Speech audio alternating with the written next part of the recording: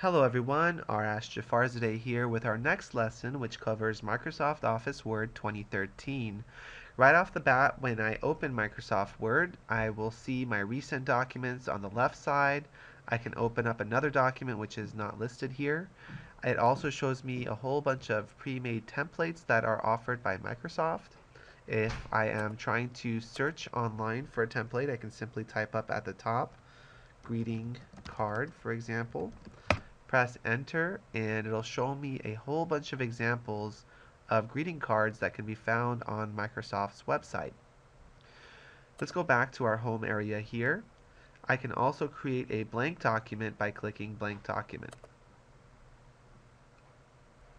Once you've created your blank document, we can take a look up at the top and find our familiar ribbon. The top left has the file menu. I didn't really cover this in the previous lessons, but it's pretty simple. You can save your document as. Usually use this for your first time, or if you're saving it as a copy. You can save it if you've saved it previously. It'll just save it as whatever name it had from before. Print. I'm not really covering sharing. Export is very useful as well. If you want to share your document, and let's say you want to share a sign-up sheet that you have and you're using a special font in there, well, a lot of times if you share that as a Word document, the formatting might change from computer to computer, or maybe a computer doesn't have the font you have.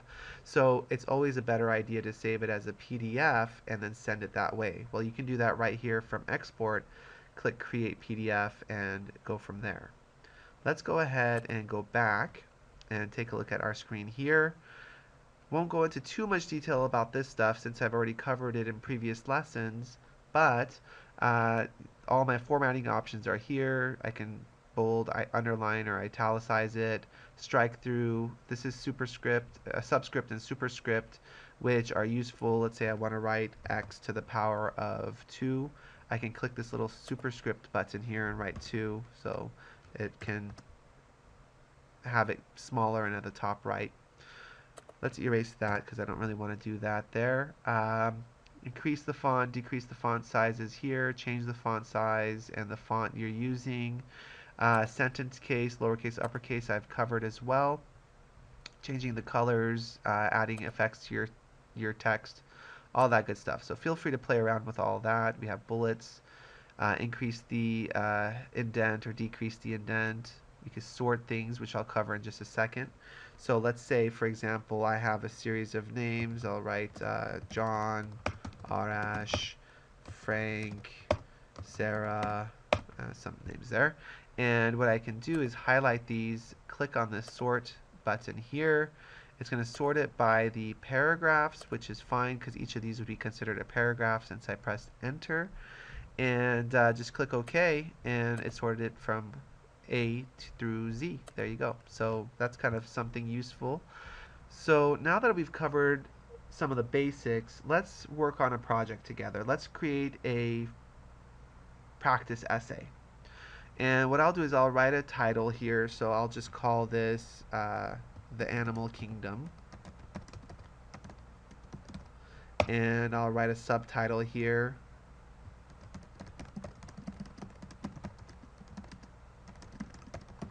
And then I'll write by and my name. And we'll stop there for now. So let's go ahead and make this look a little bit better. I'm going to highlight this Animal Kingdom here and look up here at the styles. Now these are a really great way to make your essay or your paper look beautiful without too much legwork from you. I'm going to click on title here for the Animal Kingdom. I'll highlight information that can help you in the wild and say subtitle for that. Maybe I'll emphasize my name, and we can center things up.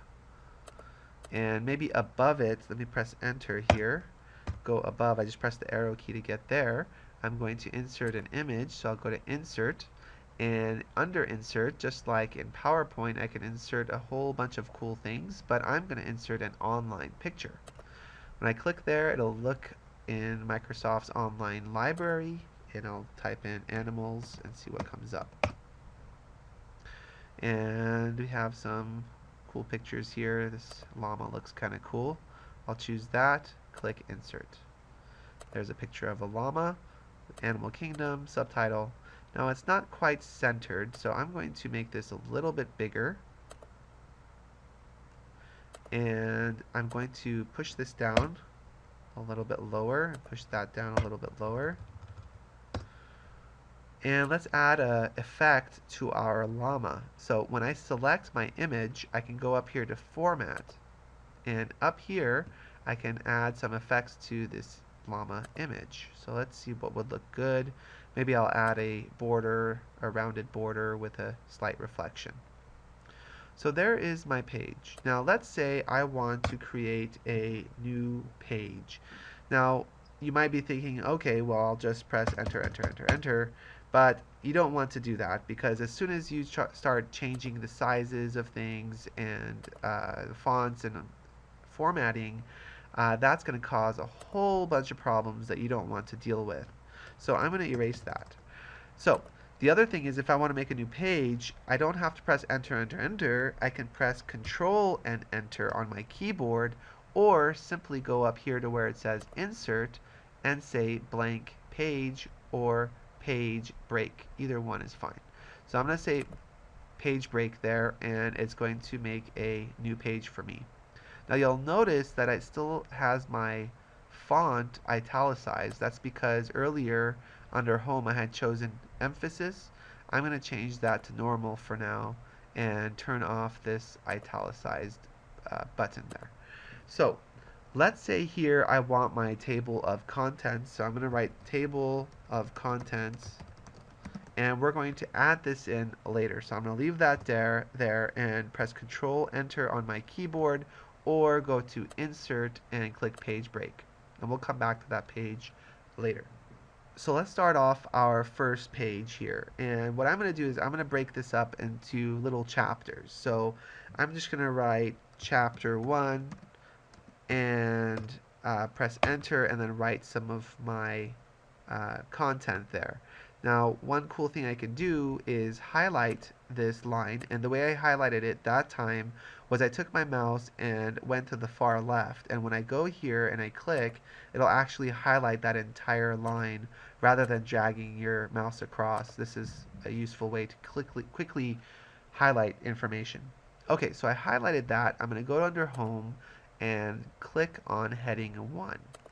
And that will set it up so that Chapter 1 is a Heading 1. On the next line, maybe I'll write, I'll break it up into two sections. So maybe Chapter 1 has Section 1, some cool animals. I'm just making this up. Animals there. And then I'm going to have that be a Heading 2. And then I'm going to write some text here. Now, I'm not going to waste our time. A lot of times, like I mentioned in a previous lesson, I like to use a site called lipsum.com to get sample text. So I'll just type in lipsum.com. And here, I'm going to look where it says paragraphs, and maybe I'm going to have it give me 3 paragraphs worth of text. Click Generate, and it'll give me some fake text that I can use in my essay. So I'm going to highlight that section there. Be careful not to highlight everything. You don't want all that stuff or the pictures. I only want to highlight the fake text. So I'm going to press Ctrl+C on my keyboard, or right click and go to copy. Either way is fine. Next, I'm going to go back to Word. Now, I didn't cover this in the previous lesson, but I'm going to switch. I can click here to go back to Word, and then click here to go back to Firefox or my web browser. But if I want to quickly switch between programs, I can press Alt and Tab on my keyboard. Watch what that does. It quickly switches over to Word for me. If I press it again, Alt Tab, it switches back. You can do the same thing on a Mac. I think it's Option Tab if I remember correctly, or it might be Command Tab. I don't remember off the top of my head, but try that out. It really does save you a lot of time. Okay, so now that I've done that, I'm going to press Ctrl+V on my keyboard, or right click and click Paste, or which is this one here, or I can go up here. But I'm just going to press Ctrl V on my keyboard. Now I don't want all this, the font that it's using. So I'm going to highlight this text here and say normal. So that way it stays consistent with the formatting I chose earlier. So there I have that. Now I'm going to make another subcategory there. I'll press enter and say, general information. And again, highlight that line quickly there. Go to heading 2. Press enter and grab some more text from Lipsum. So I'm going to switch over, Alt-Tab. Going back to my web browser, I'm going to press the back button here, and let's say I want the next set to be 4 paragraphs.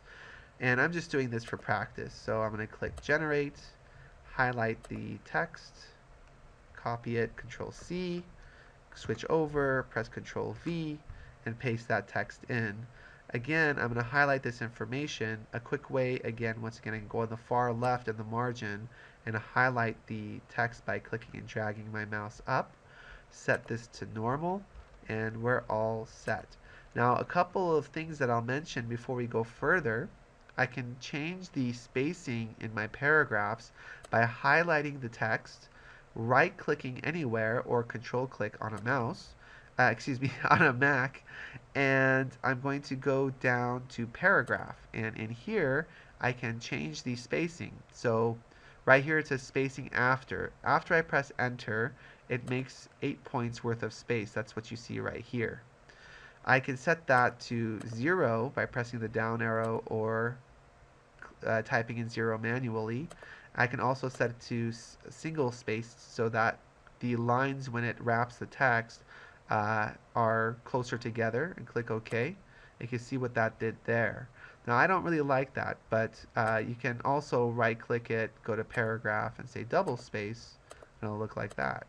So I'm going to undo all that because I like the way it looked before, but you should know those because it can definitely come in handy. Okay, so I'm back. I've made about 4 chapters worth of text. If you're working on this with me, you may get this pop-up that says there are too many spelling and grammatical mistakes. That's because all this stuff is in this fake Latin, so it's just saying it's giving up on me. So click OK on that. That's fine. It's not checking my spelling mistakes anymore. So we have these set up. Now earlier I told you that we have our table of contents. We're going to look at that in just a minute. But before we do, let's go to the end. And I want to show you how to create a bibliography or references. Now, Microsoft Office Word 2013 makes this so easy. You're going to love this if you don't know this already. So I'm going to press enter, and then I'm going to go to insert and page break, or the shortcut is Control Enter on your keyboard, and make a new page. In here, I'm going to type in references. And I'm going to, and I think I misspelled that there, references, there we go. And in here I'm going to highlight this and go ahead and go to my home button, call it a heading, and then press enter. Now check this out. If I go up here to the references tab, and in here I choose manage sources, I can type in new sources that I'm using for my books. Now these are a whole bunch that I've put in here from the past. A lot of them aren't real. But if I want, I can create a new source for myself. So if I just go over here to new, it'll ask me what it is. So the type of source is a book. And I can type in the author's name. So I'll type in Eric Carle. And the name of the book is The Very Hungry Caterpillar. And the book author is the same thing, Eric Kyle again, or Carl. The book title is the same thing again. I'll just copy and paste this, save myself some time. Right click and copy and paste. I'm going to open up the book to find the year.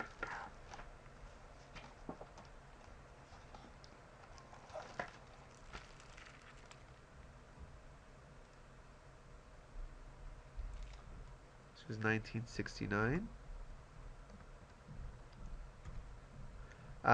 So I can specify the pages that I used for this book if you're using MLA format. So I can say I use pages, 5 through 8 or something.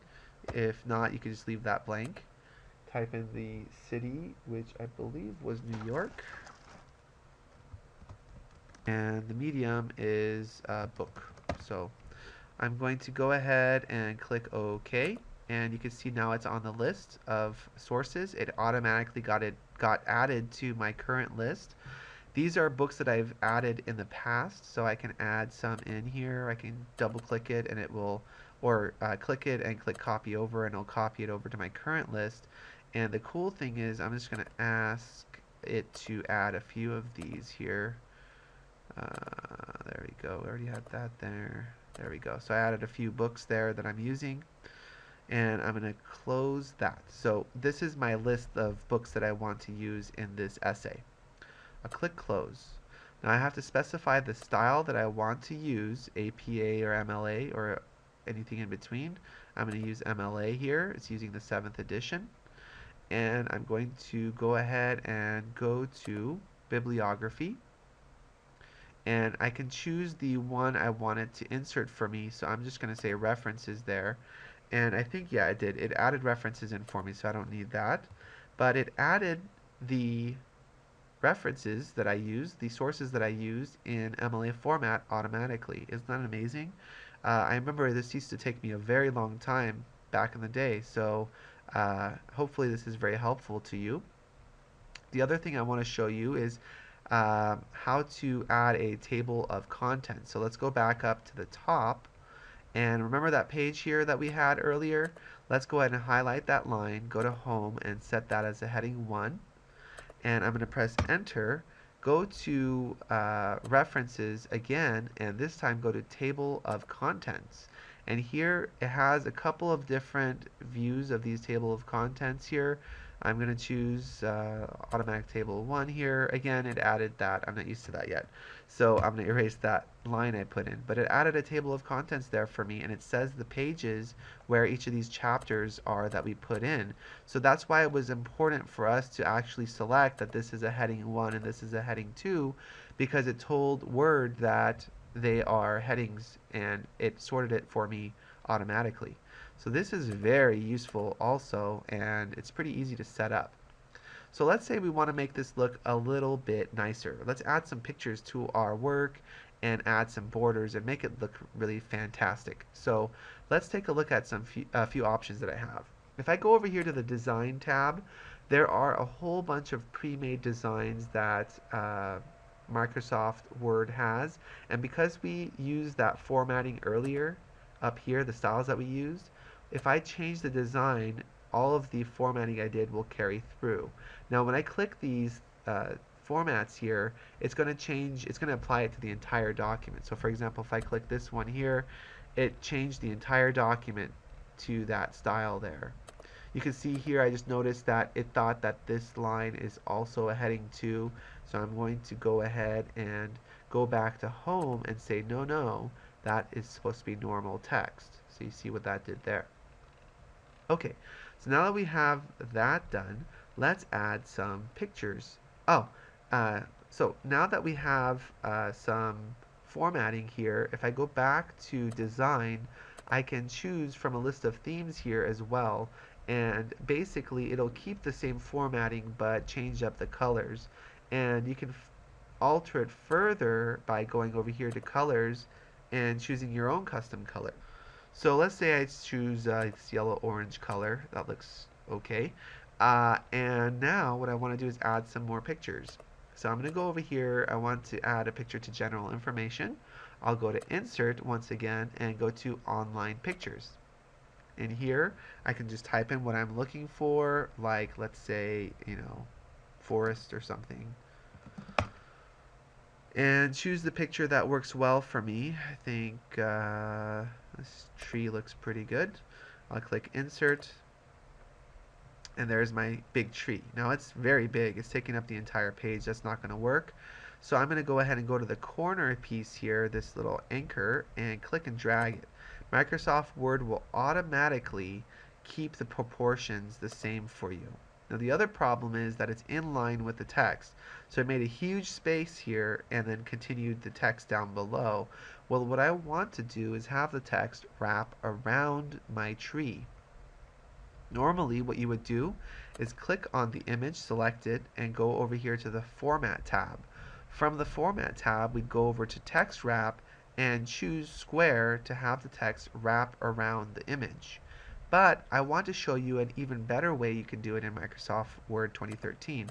What I could do is when I select the image, a little icon will appear on the top right, and if I click it, I can quickly wrap it by clicking the square icon and having it wrap that way. So there's two ways you can do it. I can click and drag it wherever I want. Some other options that you have are I can go here to behind text so that the image is behind my text. In front of text, the image will go on top of the text, which is not very useful here. But in this case, I just want it to be square. So we have that. There are some images, let's see if I can find one for you, that have a transparent background. So let's say I type in dog. Should be something there, and every now and then you'll get an image that's clip art that has a white background. Now these have a white background, but I'm pretty sure these are actual white pixels that are between the dog and the border. But if I find a picture that maybe like this one here might work, if I click here and click insert, a lot of times these graphics that are created have a transparent background, and if I go over here and click through, the text will actually wrap around the dog itself. So if you click through and it looks like it's square, you know that it actually has white pixels around it, which is what's causing it to do that. So something kind of cool to know as well. I sometimes teach students how to create transparent backgrounds, but you need a program like Photoshop to do that. I can also resize the image here and move it to the right here, so there you have it. Now it might get cut off if I print this because it's very close to the margin. A couple of other things to note. If I go up to the top and go under page layout, I can change the margins. The margins are these empty areas here. I can set it to narrow, where it goes very close to the edge, or moderate, or I can go ahead and choose custom margins here and set the margins up myself. I can also set it to landscape from here, or right here under orientation I can choose landscape. Now I don't want that, so I'm going to change it back to portrait and change it back to normal for the margins. The other cool thing that you can do is add page numbers. Now the way you can do that is go to insert, and under insert we're going to go over to header or footer, and let's have the page numbers in the footer. So I'll click footer. I'm going to choose a blank one here, so I'll make a blank footer for me there. There's my footer. You can see everything got grayed out because I'm currently writing in the footer, and anything I write here will show up on all the pages. So if I say hello here and I double click out of it, all the pages will now say hello at the bottom. Now let's get back into our footer. I'm going to double click there to go back inside of it, erase that. We don't want that. What I do want to put in there is a page number. Now I can do that from the design tab that appeared for the header and footer, which is right here. Design, I go to page number, go to current position, and I'm going to choose this cool one here, 1 and then the page. And now all the pages have numbers at the bottoms of them. So let's double click out of that. Let's say I want to add a header now, so I'm going to go to insert once again, go to header, and there are some really neat headers in Word. I'm going to go over here to where it says facet even page, and it adds another page number up at the top with that really cool design. I really like that. I think it's cool. And notice that it uses the same color that I chose earlier under under design, the yellow orange color I chose earlier. So that's kind of cool as well. The other cool thing I can do now that I have page numbers up there, I can double click back in here, erase the page number I put in. We don't need that anymore. And instead, go to Insert, and I can add in date and time. And in here, I can just write today's date, which is fine. Click OK. Before I click OK, by the way, if you check Update Automatically, every time I open this document, it'll automatically update the date that's at the bottom. So I click OK there, click out of it. Now all the pages at the bottoms of them have the date. Now that I have learned how to do all that, what if I want to add an image from the web? Well, I covered that in a previous lesson, but I'll cover it here really quick as well.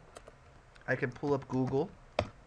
After I've pulled up Google, I can go to an image search. So I can click on images here, type in, Animal Kingdom or something. Let's see what comes up. I have no idea what's going to come up. And once that is done, I'm going to go to Search Tools and go to Usage Rights and change it to Labeled for Reuse. And there are some other options there as well. You can use labeled for reuse, non-commercial reuse, all that stuff.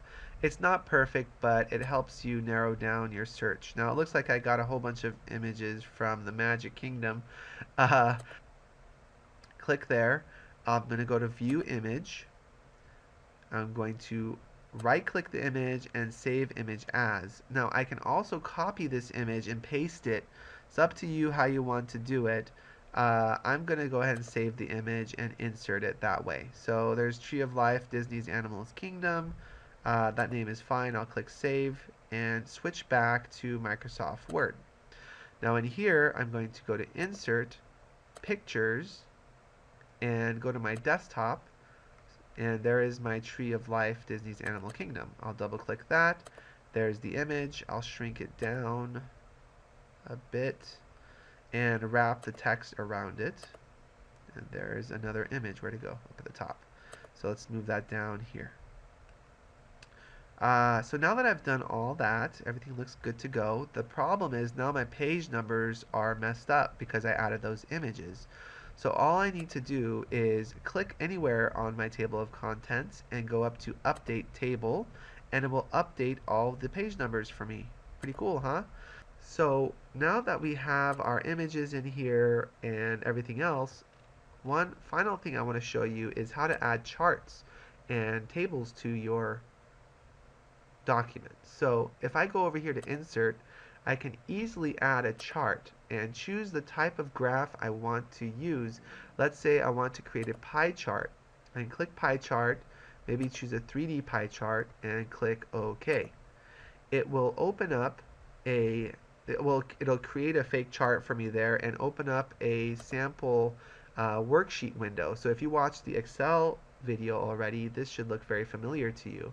I can change up the data.